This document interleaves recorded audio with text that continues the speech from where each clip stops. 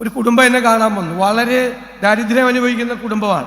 ഒരാൾക്ക് ജോലി വാങ്ങിച്ചു കൊടുക്കണമെന്നാണ്. കുടുംബം വലിയ കഷ്ടത്തിലാണ്. ഞാൻ 2-3 ദിവസക്കാലം വളരെ പ്രയാസപ്പെട്ടു. എൻ്റെ ഒരു സുഹൃത്തിൻ്റെ സ്ഥാപനത്തിൽ ജോലി വാങ്ങിച്ചു. ആളെന്നെ വിളിച്ചു പറഞ്ഞു, ജോലി കൊടുത്തിട്ടുണ്ട്, ആള് വന്ന് ജോയിൻ ചെയ്തെന്ന് പറഞ്ഞു. ഈ ജോലി വാങ്ങിച്ചു കൊടുത്ത ആളെ എന്നെ വിളിച്ചില്ല, എന്നെ കണ്ടുമില്ല. അപ്പൊ ഞാൻ രാത്രി കിടക്കാൻ നേരത്ത് എനിക്ക് ഭയങ്കര സങ്കടമായി. ഇത്രയും കഷ്ടപ്പെട്ട ഒരാൾക്ക് ജോലി വാങ്ങിച്ചു കൊടുത്തിട്ട് പറഞ്ഞില്ലല്ലോ എന്നോട്. ഞാൻ വിഷമിച്ചാണ് കിടന്നത്.